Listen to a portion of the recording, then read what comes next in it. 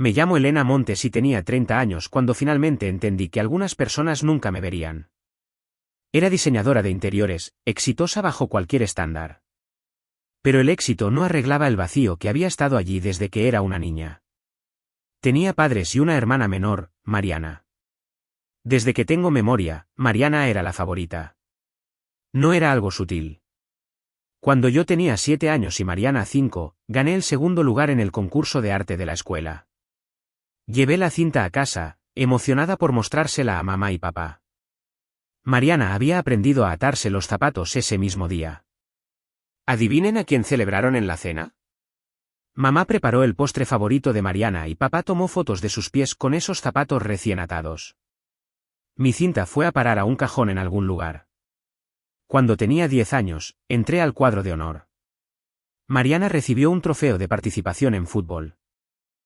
Ni siquiera podía patear la pelota recta, pero papá colgó ese trofeo en la repisa de la chimenea como si fuera una medalla olímpica. Mi boleta de calificaciones estuvo en el refrigerador tal vez 2 días antes de desaparecer bajo los proyectos de arte de Mariana. Cada cumpleaños, cada Navidad, era el mismo patrón. Mariana recibía los regalos más grandes, la mejor atención, el protagonismo. Si yo me quejaba, estaba siendo egoísta. Si me quedaba callada, era olvidada. Para cuando tenía 12 años, había dejado de intentar competir. Encontré refugio en el viejo garaje detrás de nuestra casa. Olía a cedro y aceite de motor, y nadie me molestaba allí. Me sentaba en el suelo de concreto y lijaba tablas viejas hasta que me dolían las manos y me dolían los hombros. Era el único lugar que sentía como mío. Un verano, decidí construir algo. Una mesa.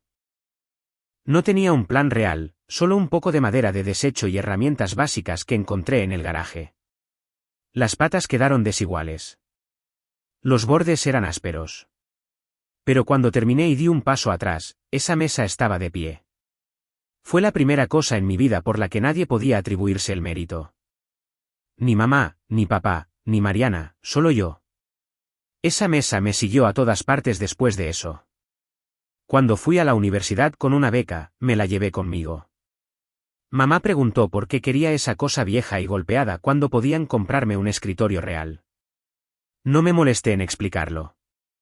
Simplemente la cargué en mi auto y la conduje 3 horas hasta el campus. En el dormitorio, subí esa mesa al 3er piso yo sola. Mi compañera de cuarto pensó que estaba loca, pero la restauré, la lijé de nuevo y reparé la superficie. Se convirtió en mi escritorio, luego en mi superficie de dibujo, luego en el primer espacio de prototipo para cada diseño que hice. La universidad fue donde aprendí que era buena en algo, realmente buena. El diseño de interiores tenía sentido para mí de una manera que nada más lo había tenido. Podía ver los espacios como deberían ser, no como eran. Podía arreglar cosas, hacerlas mejores, hacerlas correctas. Después de graduarme, comencé mi propio negocio. Fue lento al principio, solo pequeños proyectos aquí y allá, pero trabajé más duro que nadie. Acepté trabajos que otros diseñadores rechazaban. Me quedaba despierta hasta tarde perfeccionando cada detalle, y finalmente, la gente se dio cuenta. Para cuando tenía 30 años, había construido algo real, una firma de diseño exitosa con clientes que realmente querían trabajar conmigo. Tenía suficiente dinero para hacer algo con lo que había estado soñando durante años. Compré un terreno en Punta Mita, justo en el Océano Pacífico, y diseñé una villa. Construir esa casa tomó 2 años. Estuve allí casi todos los días viendo cómo tomaba forma, haciendo ajustes, asegurándome de que todo fuera exactamente correcto. Esa vieja mesa del garaje estuvo en el remolque de construcción todo el tiempo, cubierta de planos y tazas de café. Unos meses antes de que la casa estuviera terminada, un equipo de HGTV se puso en contacto. Querían alquilar la villa para un programa de televisión, filmarla como un proyecto completado. Acepté. Programaron la filmación final para finales del verano. Planeé una fiesta de inauguración de la casa. Envié la fecha a mis padres y a Mariana. Les conté sobre la casa, sobre la fiesta, sobre todo lo que había construido. Quería que lo vieran. Tal vez una parte de mí todavía quería que estuvieran orgullosos. El jueves por la tarde, 2 días antes de la fiesta, Estaba en la villa revisando los detalles de último minuto cuando mi teléfono vibró. Mensaje de mamá: no vendremos a tu fiesta de inauguración. Tu hermana también se muda a un apartamento alquilado. Lo leí 3 veces. Sin disculpas, sin explicaciones, solo esa declaración plana. Mariana se mudaba a un apartamento de alquiler y ellos tenían que ayudarla, así que no podían venir a mi inauguración. Escribí 2 palabras como respuesta: está bien. Luego dejé mi teléfono y miré la mesa del comedor que había diseñado. 16 sillas, todas iguales, dispuestas a distancias iguales. Había construido esta mesa específicamente para esa fiesta, para las personas que pensé que vendrían a sentarse aquí. No estaba enojada. Esa fue la parte extraña. Sentí como si acabara de despertar de algo. Como si hubiera estado esperando toda mi vida a que aparecieran y finalmente me di cuenta de que nunca lo harían. Apagué mi teléfono y lo puse en un cajón. Luego me senté con mi cuaderno y comencé a hacer una lista diferente. No las personas que se suponía que debían venir, sino las personas que habían sido olvidadas. En cada familia extendida, hay personas que quedan fuera. Empujadas a un lado, ignoradas. Comencé a escribir sus nombres. La lista se llenó más rápido de lo que esperaba. Javier, mi primo, un tipo inteligente, divertido, siempre amable conmigo en los eventos familiares, pero no había sido invitado a la última reunión porque estaba pasando por un divorcio y mamá dijo que sería incómodo. La tía Beatriz. Era la hermana de mi papá, pero era pobre. Realmente pobre. En la cena de Navidad, comía en la cocina porque la familia decía que no había suficiente espacio en la mesa. Sin embargo, siempre había suficiente espacio para los amigos de Mariana. La abuela por parte de mi mamá. Le dijeron que hablaba demasiado en la cena, así que comenzó a quedarse en casa. Julieta, otra prima, tenía hijos y trabajaba en 2 empleos, y nadie nunca le preguntaba cómo estaba. Para cuando terminé la lista, tenía 12 nombres. 12 personas que merecían un asiento en una mesa donde importaran.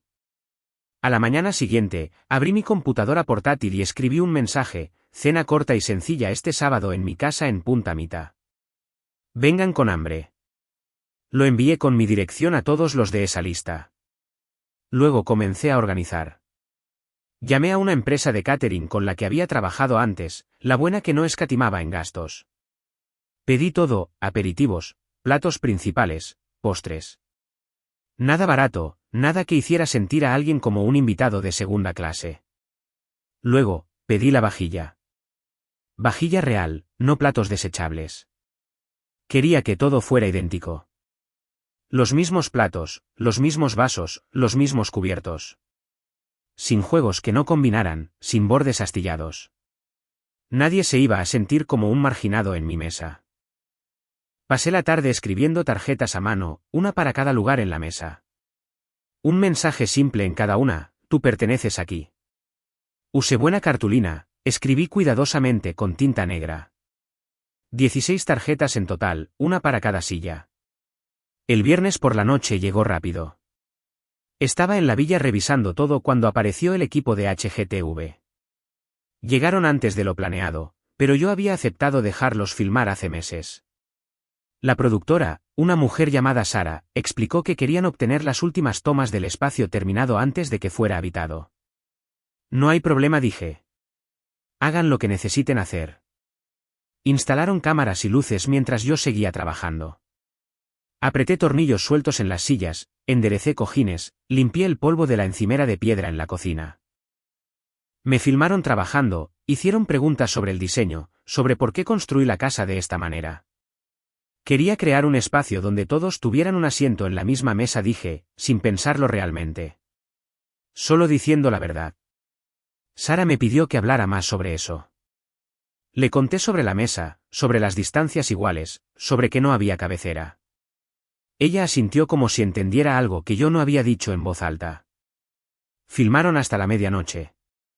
Cuando finalmente empacaron, Sara me agradeció y dijo que el episodio se emitiría la próxima semana. Apenas lo registré. Estaba pensando en el día siguiente, en las personas que vendrían, en si había hecho suficiente. Llegó el sábado por la noche. Encendí velas mientras el sol comenzaba a ponerse, las coloqué a lo largo de la mesa y en las mesas auxiliares por toda la casa. Luego me paré junto a la ventana y esperé. El primer auto llegó alrededor de las 6. A través del vidrio, vi siluetas bajando. Los hijos de Julieta corrieron hacia la puerta, con voces agudas y emocionadas. Julieta los siguió, luciendo nerviosa, sosteniendo una bolsa. Luego el auto de la tía Beatriz. Salió lentamente, sosteniendo un pastel envuelto en una toalla. Había horneado algo. Sentí que se me cerraba la garganta. Más autos. Javier llegó con su hija adolescente. La abuela entró con un vestido modesto, mirando a su alrededor como si no estuviera segura de estar en el lugar correcto. 2 primos más que no había visto en años. Un tío que siempre se sentaba solo en las reuniones familiares. Cuando llegó el último invitado, cerré la puerta detrás de él y tomé aliento. Todos estaban aquí. Todos los que había invitado habían venido realmente. Estaban fascinados por la casa. Podía verlo en sus rostros. La tía Beatriz tocó la pared como si no pudiera creer que fuera real. Javier caminó hacia la ventana y miró el océano. Los hijos de Julieta corrieron de una habitación a otra, sus pasos resonando en los pisos pulidos.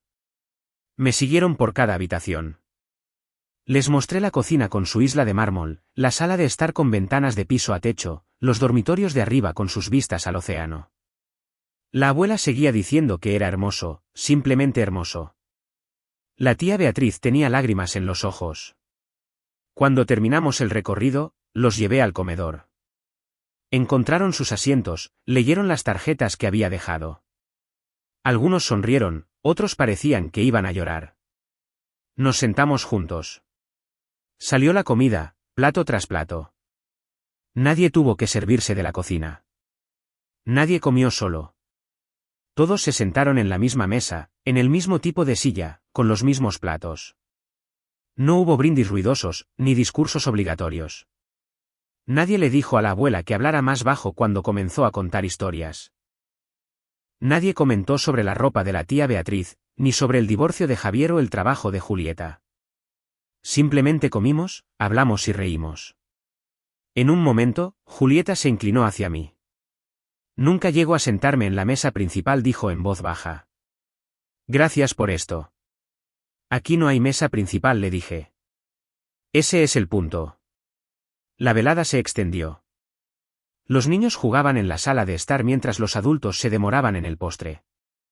La abuela contó una larga historia sobre su infancia que habría sido interrumpida en cualquier otra reunión familiar. Aquí, la gente escuchaba. Realmente escuchaba.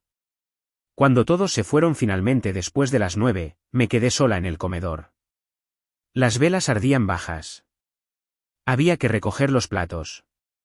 Pero la casa se sentía viva de una manera que no lo había hecho antes, como si hubiera encontrado su propósito.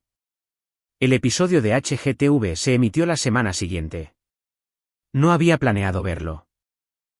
Ni siquiera recordaba qué estaba sucediendo hasta esa noche cuando los autos comenzaron a entrar en mi camino de entrada nuevamente. Julieta, Javier, la tía Beatriz, incluso la abuela. Aparecieron con bocadillos y bebidas, diciendo que querían verlo juntos. Instalamos un proyector en la terraza, apuntando a una sábana blanca estirada entre 2 postes. El programa comenzó. Tomas de la villa, vistas aéreas del océano, primeros planos de los detalles del diseño. La voz del narrador salió por los altavoces, suave y profesional. Cuando la diseñadora Elena Montes construyó su villa en el océano, quería crear un espacio donde todos tuvieran un asiento en la misma mesa. Luego mi propia voz, grabada hace meses durante la filmación. Había olvidado haberlo dicho. La justicia no es una decoración, es una estructura. El episodio mostró la casa, mostró la mesa, mostró todo lo que había construido. Cuando pasaron los créditos, todos en la terraza comenzaron a aplaudir. La abuela sonreía. La tía Beatriz parecía orgullosa. Fue entonces cuando mi teléfono comenzó a vibrar. Una vez, luego otra, luego no paró. La pantalla seguía iluminándose en mi regazo. Mamá, papá, Mariana. Una y otra vez, lo dejé sonar. No lo toqué. Solo vi acumularse las llamadas perdidas. Julieta se dio cuenta. Se inclinó y preguntó en voz baja, ¿vas a contestar eso? No dije. Ahora no. Por la mañana, tenía 37 llamadas perdidas. Luego comenzaron a llegar los mensajes. Vimos el programa. ¿Por qué no nos dijiste? Todo el mundo está hablando de eso. Nos has avergonzado. Y finalmente, devuélveme la llamada. No devolví la llamada. En cambio, abrí mi cuaderno y encontré la lista que había hecho. El último punto decía. Tracé una línea sobre él y escribí al lado, hecho. Al día siguiente, alrededor del mediodía, la abuela apareció en mi puerta. No llamó primero, solo tocó y esperó. Cuando abrí la puerta, tenía esa mirada en su rostro, la que significaba que tenía algo que decir. ¿Puedo pasar? Hice té. Nos sentamos en la sala de estar con el océano extendiéndose frente a nosotras a través de las ventanas. La abuela sostenía su taza con cuidado, como si estuviera reuniendo sus pensamientos. Tus padres le están diciendo a todos que no los invitaste, dijo finalmente. Están haciendo que parezca que los excluiste a propósito. Me reí. No una risa amarga, solo una honesta. Sí los invité. Ellos eligieron no venir.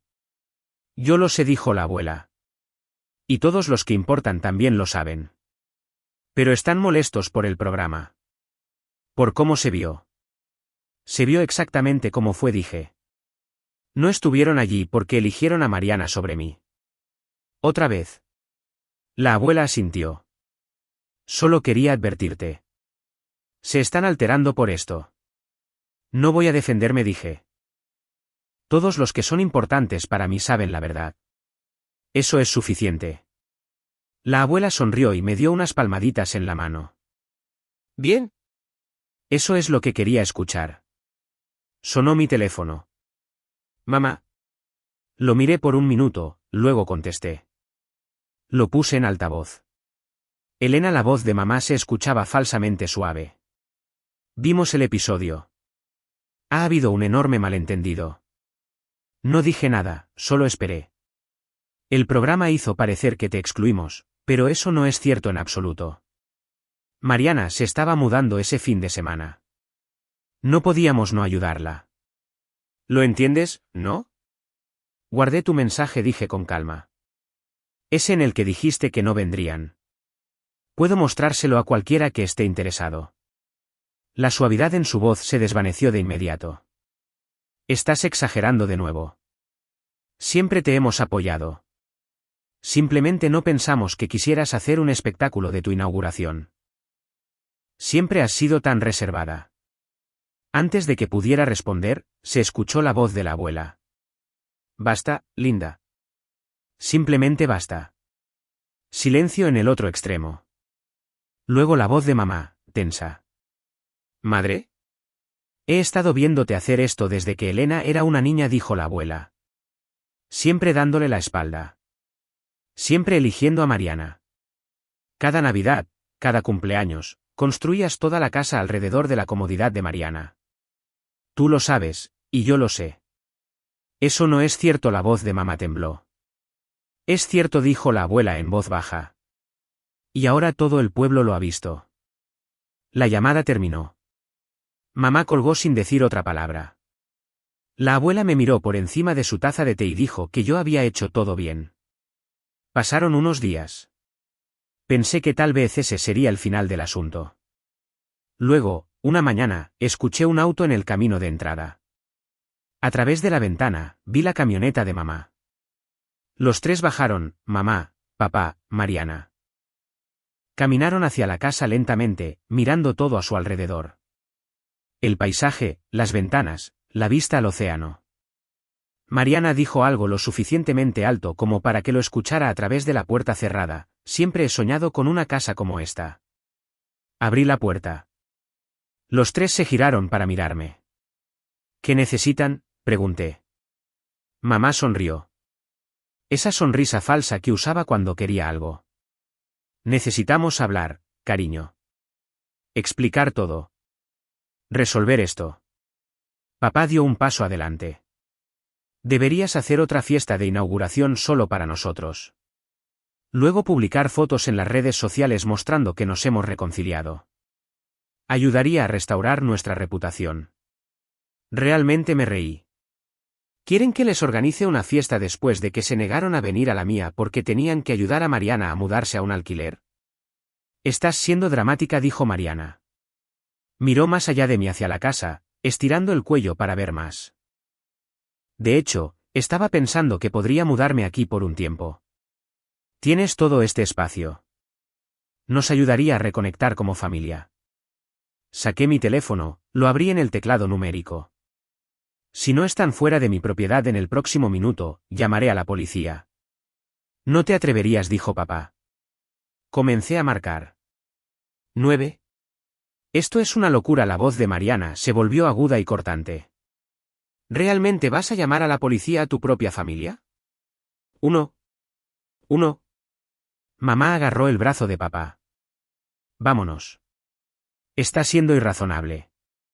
Caminaron de regreso al auto, pero lentamente. Papá seguía dándose la vuelta para mirarme con enojo.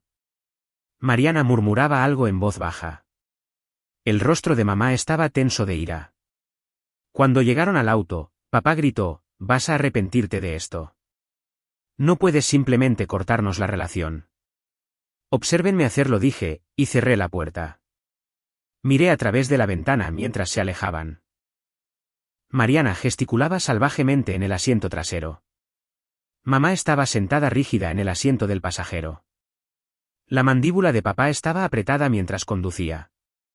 Después de que se fueron, llamé a Julieta, le conté lo que pasó. Se rió tan fuerte que casi dejó caer el teléfono. «Querían que les organizaras una fiesta», dijo, «después de todo». ¿Y Mariana quería mudarse? Por supuesto que quería. Esa casa es increíble. Julieta hizo una pausa. ¿Estás bien, sin embargo? ¿Realmente bien? Sí, dije. Realmente lo estoy. Y lo estaba. Por primera vez en mi vida, había trazado una línea y lo decía en serio. Ellos estaban de un lado y yo del otro. Y estaba completamente bien con eso. Pasaron unos meses. No supe nada de mis padres ni de Mariana. Tampoco me comuniqué. El silencio era pacífico. Me mantuve en contacto con todos los que vinieron a la cena. Javier y yo almorzábamos una vez al mes. La tía Beatriz llamaba todas las semanas para charlar. Julieta traía a sus hijos a nadar en el océano. La abuela visitaba cuando quería, a veces quedándose por días. Teníamos más reuniones, no fiestas formales, solo cenas y barbacoas y reuniones informales. La villa se convirtió en un lugar donde la gente se sentía bienvenida, donde nadie tenía que preocuparse por ser juzgado o dejado de lado. Mi negocio de diseño siguió creciendo. El episodio de HGTV trajo nuevos clientes, proyectos más grandes. Contraté a 2 asistentes y comencé a trabajar en un edificio comercial en el centro. Esa vieja mesa del garaje, la de las patas desiguales, todavía estaba en la oficina de mi casa. La usaba todos los días. Me recordaba de dónde venía y qué había construido. Tenía 30 años, era exitosa y finalmente estaba rodeada de personas que realmente querían estar allí. Mi verdadera familia, la que yo había elegido. La vida se asentó en un ritmo que realmente se sentía bien. Me despertaba en la villa cada mañana con el sonido de las olas. Trabajaba en proyectos de diseño que me desafiaban. Pasaba las tardes con personas que genuinamente se preocupaban por mí. Era simple y era real. Las cenas se convirtieron en algo habitual una vez al mes, a veces más. Nunca las planeaba demasiado formalmente, simplemente enviaba un mensaje preguntando quién quería venir. La respuesta solía ser todos. Javier traía a su hija cada vez. Tenía 15 años y quería ser arquitecta. Pasábamos horas hablando sobre diseño y estructura mientras ella esbozaba ideas en un cuaderno. Me recordaba a mí misma a esa edad, hambrienta por crear algo que importara. La tía Beatriz comenzó a traer más que solo pastel. Ahora preparaba platos completos, experimentando con recetas que encontraba en línea. Me dijo una vez que nadie había querido su cocina en eventos familiares antes. En mi mesa, Siempre era bienvenida a traer lo que quisiera. Los hijos de Julieta trataban la villa como un segundo hogar. Sabían dónde se guardaban las toallas de playa, qué baño era el suyo, cómo funcionaba la ducha al aire libre. Julieta me agradecía constantemente hasta que finalmente le dije que parara. Así era como se suponía que debía verse la familia. La abuela venía al menos 2 veces por semana. A veces se quedaba a pasar la noche en una de las habitaciones de huéspedes. Nos sentábamos en la terraza por las tardes y veíamos la puesta de sol mientras ella contaba historias sobre su vida, historias que nadie se había molestado en escuchar antes. Mi negocio de diseño explotó después del episodio de HGTV. Recibí llamadas de todo el estado. Gente queriendo que diseñara sus casas, sus oficinas, sus espacios comerciales. Contraté a 2 asistentes para ayudar a gestionar la carga de trabajo. Tomamos un pequeño espacio de oficina en la ciudad, pero yo seguía haciendo la mayor parte de mi diseño real en casa, en esa vieja mesa del garaje. Una noche, unos 8 meses después de que se emitiera el episodio, estaba trabajando tarde cuando mi teléfono vibró. Número desconocido. Casi no contesto, pero algo me hizo responder. ¿Elena? Una voz que no había escuchado en meses. Mariana. ¿Qué quieres? Solo quería hablar. Ver cómo estás. No dije nada. Esperé. Mira, sé que las cosas se salieron de control con la fiesta y todo, pero somos familia. Deberíamos poder superar esto. Querías mudarte a mi casa, dije rotundamente, después de que mamá y papá se negaron a venir a mi inauguración porque tú te estabas mudando a un alquiler. ¿No ves cómo se ve eso? Estaba molesta ese día. No lo dije en serio. Sí, lo hiciste. Silencio en su extremo. Luego más bajo. Mamá y papá te extrañan. No, no lo hacen. Extrañan la idea de controlarme. Hay una diferencia. Eso no es justo, ¿verdad? Me puse de pie, caminé hacia la ventana. El océano estaba oscuro, las olas apenas visibles a la luz de la luna. Mariana, has sido la favorita toda nuestra vida. Cada cosa que hacías era celebrada. Cada cosa que yo hacía era ignorada a menos que de alguna manera se reflejara bien en ti o en ellos. Y ahora que construí algo por lo que no pueden atribuirse el mérito, quieren volver a entrar. No fue así. Fue exactamente así. Y tú lo sabes. Ella se quedó callada por un largo tiempo. Entonces eso es todo. ¿Simplemente terminaste con nosotros? Terminé con ser tratada como si no importara. Si no puedes entender por qué, ese es tu problema, no el mío. Colgué antes de que pudiera responder. Bloqueé el número inmediatamente. 2 semanas después, llegó una carta por correo. Sobreescrito a mano, letra de Mariana. Casi la tiro sin abrirla, pero la curiosidad ganó. Adentro había 3 páginas de disculpas y excusas. Lo sentía. Ahora entendía. Quería arreglar las cosas. Mamá y papá estaban luchando con su reputación en el pueblo. La gente había dejado de invitarlos a cosas, y todo era tan difícil para todos. La leí una vez, luego la metí en la trituradora de papel de mi oficina, viéndola convertirse en tiras delgadas de papel que no significaban nada. La villa se convirtió exactamente en lo que había querido que fuera. Un lugar donde la gente pertenecía, donde los olvidados tenían un asiento, donde nadie era más importante que nadie más. Fui anfitriona de la cena de Navidad ese año. Aparecieron 23 personas. Javier, Julieta y su familia, la tía Beatriz, la abuela, primos con los que me había reconectado, incluso algunos amigos del mundo del diseño que se habían convertido en parte de esta familia elegida. Juntamos mesas para hacer espacio para todos. Los niños comieron con los adultos. Nadie fue separado o enviado a comer a otra habitación. La abuela bendijo la mesa. Agradeció a Dios por las segundas oportunidades y por las personas que construían mesas lo suficientemente grandes para todos. La tía Beatriz lloró un poco. Javier levantó su copa y dijo, así era como se suponía que debía sentirse la familia. Miré alrededor de esa mesa a todos esos rostros, personas que aparecieron, personas a las que les importaba. Personas que habían sido empujadas a un lado por otros pero encontraron un lugar aquí. Mi teléfono vibró durante el postre. Lo miré. Mamá. Borré la notificación sin abrirla y volví a guardar el teléfono en mi bolsillo. Esa noche, después de que todos se fueron y la casa estaba tranquila, caminé por las habitaciones, apagando luces. El comedor todavía tenía platos en la mesa, evidencia de la celebración. La sala de estar tenía juguetes esparcidos de los hijos de Julieta. La terraza tenía copas de vino vacías y platos de postre. Parecía habitada. Parecía amada. Parecía un hogar. Me paré en la ventana de mi oficina y miré la vieja mesa del garaje. Patas desiguales, bordes ásperos, todavía de pie después de todos estos años. Había construido eso cuando tenía 12 años, tratando de crear algo que fuera mío. Ahora había construido toda esta vida de la misma manera. Pieza por pieza, bajo mis propios términos. Mi teléfono vibró de nuevo. Otro mensaje de alguien de mi antigua familia, probablemente. Ni siquiera revisé.